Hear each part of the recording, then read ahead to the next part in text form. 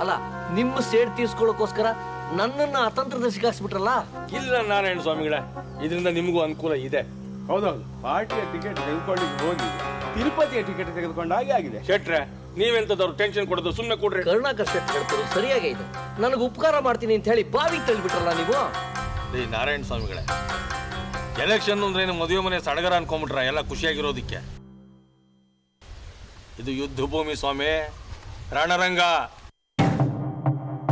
ಹೊಡೆದಾಟಗಳಾಗುತ್ತೆ, ಗಲಾಟೆಗಳಾಗುತ್ತೆ, ರಕ್ತ ಚೆಲ್ಲುತ್ತೆ. ನೀವು ವಿಲನ್ ಅನ್ನೋ ತರ ಜನಗಳು, ಪತ್ರಿಕೆಯವರು, ಮಾಧ್ಯಮದವರು ಬಿಂಬಿಸ್ತಾರೆ. ಮಾತಲ್ಲೇ ಚುಚ್ಚುತ್ತಾರೆ, ಮಾತಲ್ಲೇ ಕಲ್ಲಲ್ಲಿ ಹೊಡಿತಾರೆ. ಮಾಡಬಾರದು ಕೆಲಸ ಮಾಡಕ್ ಹೋಗಿ ಹಾಳಾಗೋಗ್ತಾನೆ, ಇವನಿಗೆ ಓಟ್ ಹಾಕಬೇಡಿ ಅಂತ ಶಾಪ ಹಾಕ್ತಾರೆ. ಅದೇ ನೀವು ಗೆದ್ದು ಬಂದ್ರೆ ಅದೇ ಜನ ಜೈಕಾರ ಹಾಕ್ತಾರೆ, ನಿಮ್ಗೆ ಕಾಲು ಹಿಡಿತಾರೆ. ಜೈಕಾರ ಹಾಕುದು ಹೋಗ್ಲಿ, ಮೊಟ್ಟೆ ಟೊಮೆಟೊ ಹೊಡೆದಿದ್ರೆ ಸಾಕು ಮಾರಾಯ. ಧರ್ಮ ಅಧರ್ಮ ಅಂತ ಹೇಳಿ ಕತೆ ಕಟ್ತಾ ಇದ್ದಾರೆ ಗುರುಗಳೇ. ವೋಟ್ ಬ್ಯಾಂಕ್ ಮಾಡ್ಕೊಳಕ್ ಹೋಗಿ ಠೇವಣಿ ಕಳ್ಕೊಳ್ಳೋ ಹಾಗೆ ಆಗ್ಬಾರ್ದಲ್ವ? ಈ ನಾರಾಯಣ ಸ್ವಾಮಿಗಳೇ, ಸ್ವಲ್ಪ ತಾಳ್ಮೆಯಿಂದ ಯೋಚನೆ ಮಾಡ್ರಿ. ಕಣದಲ್ಲಿ ಯಾರ್ಯಾರು ಇದ್ದಾರೆ? ನೀವು, ಚಂದ್ರಣ್ಣ, ಇನ್ನು ಅವಳು ಮದುವೆ ಆಗದೇ ಇರೋ ಮಾಲಿನಿ ನಂಜುಂಡಯ್ಯ, ಇನ್ನು ಕುಂಟುಗೋಡ ಆಂಜನಪ್ಪ. ಆ ಕುಂಟುಗೋಡ ಆಂಜನಪ್ಪನಿಗೋ ಹಾಸಿಗೆಲೆ ಹೇಸಿಗೆ ಮಾಡ್ಕೊಳ್ಳೋ ವಯಸ್ಸಾಗಿದೆ. ಆದ್ರೂ ಒಂದು ಸ್ವಾತಂತ್ರ್ಯದ ವಿಷಯನೇ ಮಾತಾಡ್ತಾನೆ. ಸ್ವಾತಂತ್ರ್ಯ ಸ್ವಾತಂತ್ರ್ಯ ಸ್ವಾತಂತ್ರ್ಯ ಅಂತ. ಅದು ಹೋಗಾಗಲೇ ಸುಮಾರು ವರ್ಷಗಳಾಗೋಗಿದೆ. ಇನ್ನು ಇವಳು ಮಾಲಿನಿ ನಂಜುಂಡಯ್ಯ ಪಕ್ಕಾ ಸ್ತ್ರೀವಾದಿ. ಅವಳ ಪ್ರಕಾರ ಭೂಮಿ ಮೇಲೆ ಗಂಡಸರೇ ಇರಬಾರ್ದು ಅಂತ. ಹೆಂಗಸರೇ ಇದ್ರೆ ಮಕ್ಕಳು ಹೆಂಗ್ರೆ ಆಗುತ್ತೆ? ಮುಂದೆ ದೇಶ ಕಟ್ಟೋಕೆ ಯುವಕರು ಬೇಕಾಗಿಲ್ಲ. ಇಂಥವಳು ಯಾರಾದ್ರೂ ಗಂಡಸರು ಒಂದವ್ರಿಗೆ ಓಟ್ ಹಾಕ್ತಾರೆ. ಇದೆಲ್ಲ ಬಿಟ್ರೆ ಉಳ್ಕೊಂಡಿರೋದು ನೀವು, ಚಂದ್ರಣ್ಣ. ಎಲೆಕ್ಷನ್ ಆಗೋವರೆಗೂ ಈ ಚಂದ್ರಣ್ಣ ನಾಪತ್ತೆ ಆಗ್ಬಿಟ್ರೆ ಗೆಲ್ಲೋದು ಯಾರು ಹೇಳಿ? ನೀವೇ.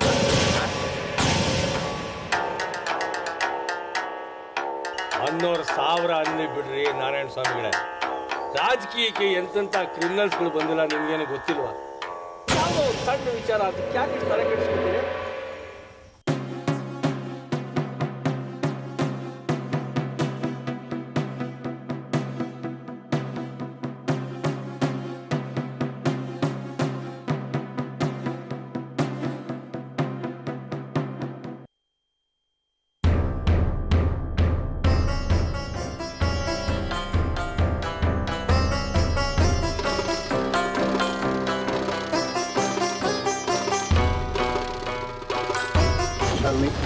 ಮನೆ ಬಂದು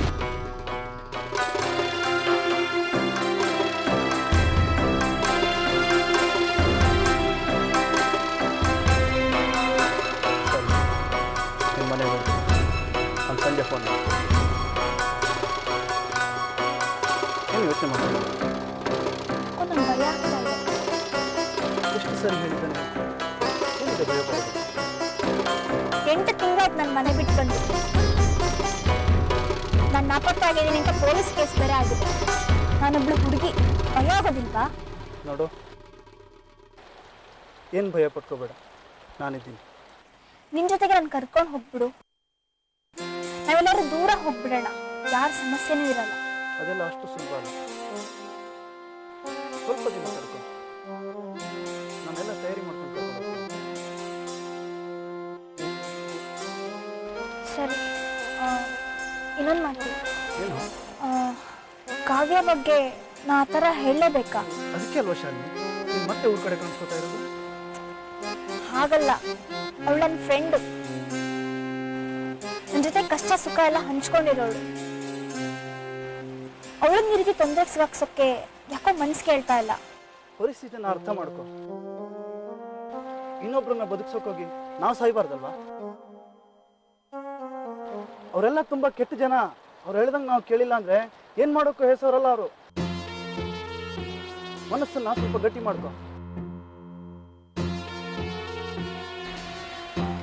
ಸರಿ, ನಾನು ಬರ್ತೀನಿ.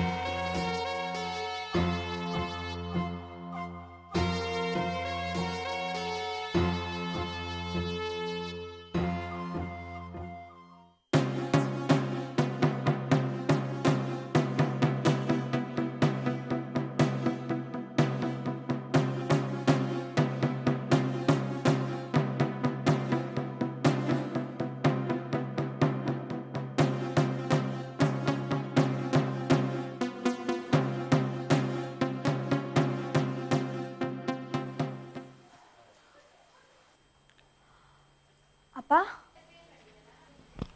ಶಾಲಿನಿ,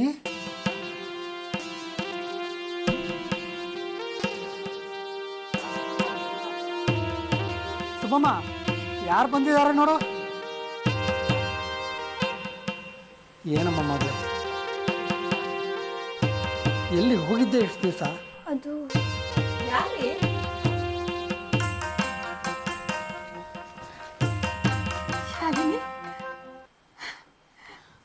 ಅಮ್ಮ ಎಂಬ ಮಾತಿಗಿಂತ ಬೇರೆ ಮಂತ್ರ ಎಲ್ಲಿದೆ, ಅದು ನೀಡುವ ಶಾಂತಿ ಕಾಂತಿ, ಅದು ನೀಡುವ ಶಾಂತಿ ಕಾಂತಿ ಯಾವ ತಾರೆ ರವಿಗಿದೆ. ಅಮ್ಮ ಎಂಬ ಮಾತಿಗಿಂತ ಬೇರೆ ಮಂತ್ರ ಎಲ್ಲಿದೆ. ತಗೋ.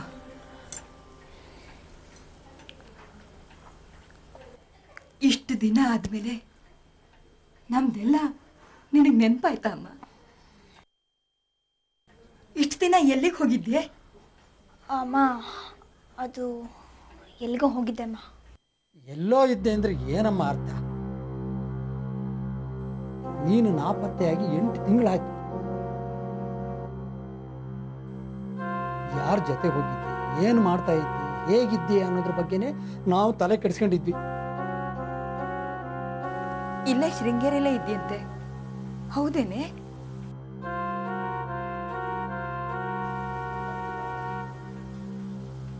ಮತ್ತ್ಯಾಕೆ ಮನೆಗೆ ಬರಲಿಲ್ಲ ಇಷ್ಟು ದಿವಸ?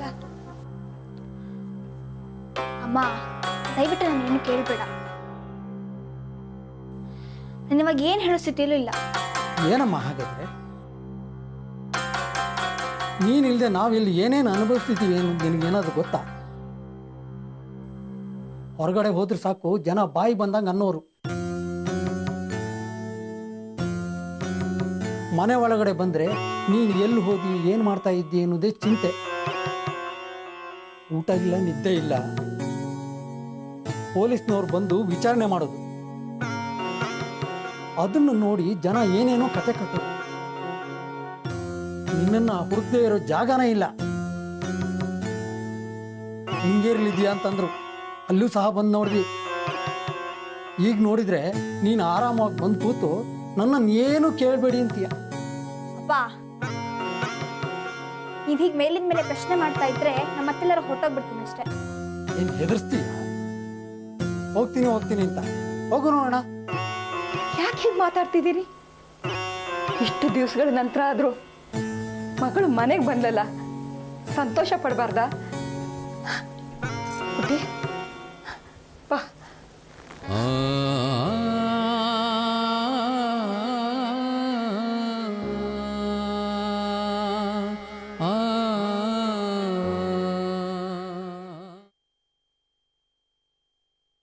ಮತ್ತೆ ಮತ್ತೆ ಸುತ್ತಿ ಸುಳಿದು ಕಾಡಬೇಡ ರಾಗವೇ, ಮತ್ತೆ ಮತ್ತೆ ಸುತ್ತಿ ಸುಳಿದು ಕಾಡಬೇಡ ರಾಗವೇ, ಮುತ್ತಿಕೊಳ್ಳುತ್ತ ಮತ್ತನೆರೆದು ಹೊತ್ತಬೇಡ ರಾಗವೇ, ಮುತ್ತಿಕೊಳ್ಳುತ್ತ ಮತ್ತನೆರೆದು ಕಾಂಚನ, ಹೊತ್ತಬೇಡ ರಾಗವೇ, ಷಡ್ಜದಲ್ಲಿ ಮಿಡಿವ ಶ್ರುತಿಯ ಹಿತದೆ ಬತ್ತಾಗ್ನಿಂದ ನೋಡ್ತಾ ಇದ್ದೀನಿ. ಮುಂಚಿನ ಲವಲವಿಕೆನೇ ಇಲ್ಲ. ಯಾವಾಗ್ಲೂ ಏನೋ ಯೋಚನೆ ಮಾಡ್ತಾ ಇದ್ದೀಯ. ನಿನ್ ಮನಸ್ಸಲ್ಲಿರೋ ಕಳವಳ ಮುಖದಲ್ಲಿ ಕಾಣ್ತಾ ಇದೆ. ಯಾಕಮ್ಮ, ಏನಾಯ್ತು? ನಿಂತು ಸವಿದಿದೆ ನೆಲೆಯ ತೊರೆಯು ತಲೆಯುವಂತೆ ಕಾಣಬೇ. ನಾನು ನಿನ್ನ ಹತ್ರ ಒಂದು ವಿಚಾರ ಮುಚ್ಚಿಟ್ಟಿದ್ದೆ. ಮತ್ತೆ ಮತ್ತೆ ಯಾವ ವಿಚಾರ? ಯಕ್ಷಗಾನದ ಬಗ್ಗೆ ಅಧ್ಯಯನ ಮಾಡಬೇಕು, ಅರಸೀಕೆರೆಗೆ ಹೋಗ್ತೀನಿ ಅಂತ ಹೇಳಿದ್ನಲ್ಲ,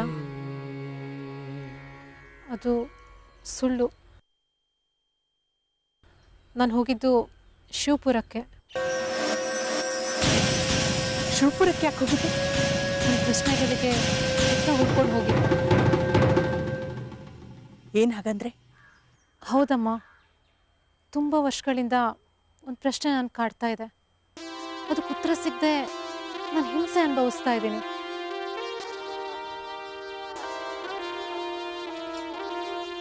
ಕಾಂಚನ, ಯಾಕೆ ಹೀಗೆ ಒಗಟೊಗಟಾಗಿ ಮಾತಾಡ್ತಾ ಇದೀಯಾ? ಅದೇನು ಅಂತ ಸರಿಯಾಗಿ ಹೇಳ್ಬಾರ್ದಾ? ಆ ಪ್ರಶ್ನೆ ಯಾವುದು ಅಂತ ನಿಮ್ಗೆ ಗೊತ್ತಿಲ್ವಾ ಅಮ್ಮ? ತಾಯಿ ಅನ್ನೋದು ಸತ್ಯ, ತಂದೆ ಅನ್ನೋದು ನಂಬಿಕೆ ಅಂತಾರೆ. ನೀ ನನ್ನ ತಾಯಿ ಅಂತ ನನಗೆ ಗೊತ್ತು, ಆದರೆ ತಂದೆ ಅಂತ ಯಾರನ್ನು ನಂಬಲಿ? ಆ ನಂಬಿಕೆ ಅನ್ನೋದು ಒಂದು ಪ್ರಶ್ನೆ ಆಗಿ ಉಳಿದು ಹೋಗಿತ್ತು. ನಾನು ಅಲ್ಲಿಗೆ ಹೋಗಿದ್ದು ನನ್ನ ತಂದೆ ಹುಡ್ಕೊಂಡು. ನಿನ್ನ ಸ್ಥಿತಿಗೆ ತಂದ ಆ ಸದಾಶಿವನ್ ಹುಡ್ಕೊಂಡು. ಸದಾಶಿವ ಅಲ್ಲ, ನಾನು ಈ ಸ್ಥಿತಿಗೆ ತರೋದು ಅಂದ್ರೆ? ನೀನು ಅನುಭವಿಸಿದ ನರ್ಕ ನೋಡಿಲ್ವಾ ನಾನು? ಗಂಡ ಬಿಟ್ಟೋಳು ಅಂತ ಮಾತಾಡೋ ಜನ, ನಿನ್ನ ವ್ಯಕ್ತಿತ್ವದ ಬಗ್ಗೆ, ಚಾರಿತ್ರ್ಯದ ಬಗ್ಗೆ ಅಸಹ್ಯವಾಗಿ ಮಾತಾಡೋ ಜನ, ನೀನು ಸಹಿಸ್ಕೊಂಡ ಅವಮಾನಗಳು, ಹಾಕಿದ ಕಣ್ಣೀರು, ನೀನನ್ನು ಕಾಡಿದ ಒಂಟಿತನ, ಇದಕ್ಕೆಲ್ಲ ಕಾರಣ ಯಾರು ಅಂತ ಕೇಳಿದಾಗ ನಿನ್ನ ಮೌನ. ಇದನ್ನೆಲ್ಲ ನೋಡೇ ಅಲ್ವಾ ನಾನು ಬೆಳೆದಿದ್ದು? ನನಗೇನು ಗೊತ್ತಾಗಬಾರ್ದು ಅಂತ ನಿನ್ನಿಂದ ಎಷ್ಟೇ ಮುಚ್ಚಿಟ್ರು ನನಗೆ ಗೊತ್ತಾಗ್ತಾ ಇತ್ತಮ್ಮ. ನಿನ್ನ ಬದುಕನ್ನ ಇಂಥ ಹಿಂಸೆಗೆ ದುಡಿದ ಆ ಸದಾಶಿವಯ್ಯ ಅವ್ರ ಸಂಸಾರನ ಇಂಥ ನರ್ಕಕ್ಕೆ ಕಳ್ಸೋಕೆ ನಾನು ಅಲ್ಲಿಗೆ ಹೋಗಿದ್ದು. ಮನಸ್ಸು ಒಡೆದಿದೆ, ಕನಸುಗಳು ನುಚ್ಚು ನೂರು, ಮನಸ್ಸು ಒಡೆದಿದೆ.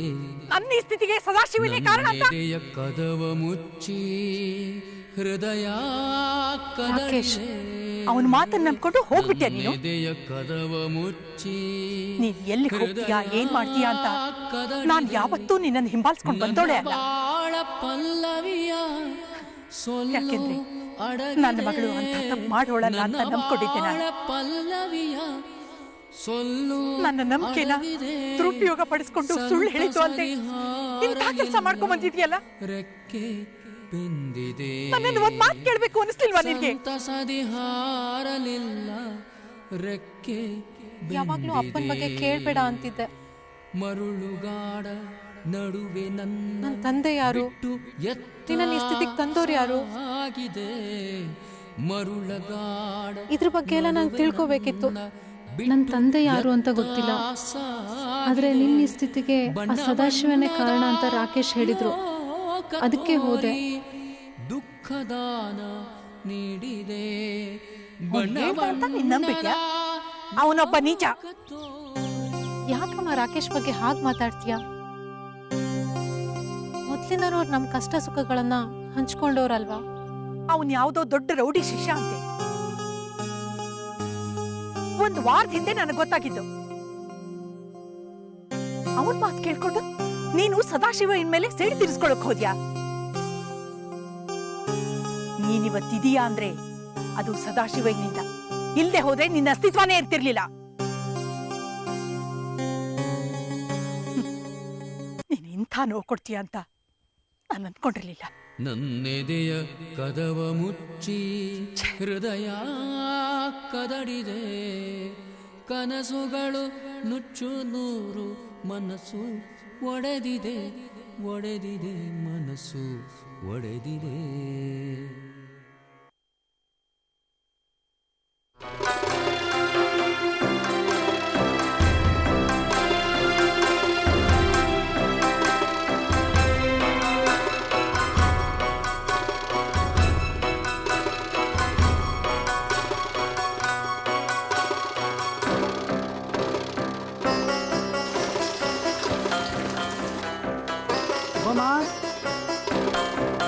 ಏನ್ರಿ?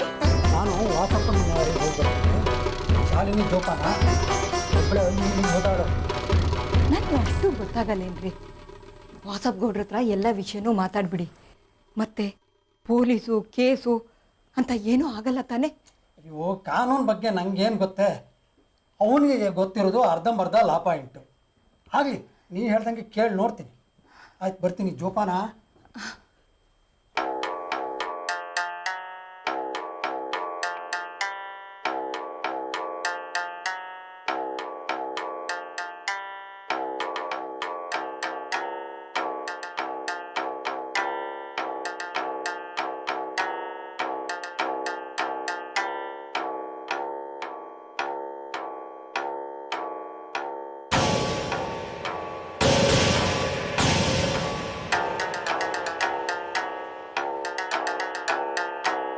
ಶಾಲಿನಿ, ಶಾಲಿನಿ. ಯಾರು? ನೀನಾ? ನೀನ್ ಯಾಕೆ ಬಂದೆ ಇಲ್ಲಿಗೆ? ಶಾಲಿನಿ ಬಂದಿದ್ದಾಳಂತಲ್ಲ, ನೋಡ್ಕೊಂಡು ಹೋಗೋಣ ಅಂತ ಬಂದೆ. ನೀನೇ ನಮ್ ಬಂಧುನ ಬಳಗನ ಅವಳು ನೋಡಕ್ ಬರಕ್ಕೆ?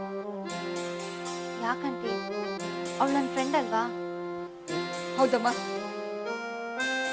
ನೀನ್ ಅವಳ ಫ್ರೆಂಡ್ ಆಗಿ ಅವಳಿಗೆ ಎಷ್ಟು ಉಪಕಾರ ಮಾಡಿದ್ಯಾ ಅಂತ ನಮ್ಗೆ ಚೆನ್ನಾಗ್ ಗೊತ್ತು. ಹೊಟ್ಟೋಗು ಇಲ್ಲಿ. ನಾನೇನ್ ಮನೆಯಿಂದ ಇಲ್ಲಿಗೆ ಬಂದಿಲ್ಲ ಆಂಟಿ. ಅವಳನ್ನ ಸ್ವಲ್ಪ ಕರೀರಿ, ಮಾತಾಡ್ಸ್ಕೊಂಡು ಹೊಟ್ಟೋಗ್ತೀನಿ. ಕರೆಯೋದಿಲ್ಲ ಅಂದ್ರೆ ನೀನೇನ್ ಮಾಡ್ತೀಯ? ನಿನ್ನಿಂದಾಗ ಅವಳು ಮನೆ ಬಿಟ್ಟು ಹೋಗಿ ನಾವು ಒಂದು ಸತಿ ಅನುಭವಿಸಿರೋದೇ ಸಾಕು. ನೋಡಿ, ಸುಮ್ನೆ ನನ್ ಮೇಲೆ ಅಪವಾದ ಹೊರಿಸ್ಬೇಡಿ. ಅವಳು ಊರ್ ಬಿಟ್ಟು ಹೋಗಿರೋದಕ್ಕೆ ನಾನು ಸಾಕಷ್ಟು ಅನುಭವಿಸಿದ್ದೀನಿ. ನೀವೆಲ್ಲ ನನ್ ಮೇಲೆ ಗೂಬೆ ಕೂರ್ಸಿದ್ರಿ, ಪೊಲೀಸ್ನವರು ನನ್ನ ವಿಚಾರಣೆ ಮಾಡಿದ್ರು. ಇದರಿಂದ ನಾನು ಸಾಕಷ್ಟು ನೊಂದಿದ್ದೀನಿ. ಸಾಲ್ದು, ನೀನ್ ಅನುಭವಿಸಿರೋ ಸಾಲ್ದು, ಇನ್ನು ನೀನ್ ಅನುಭವಿಸ್ಬೇಕು.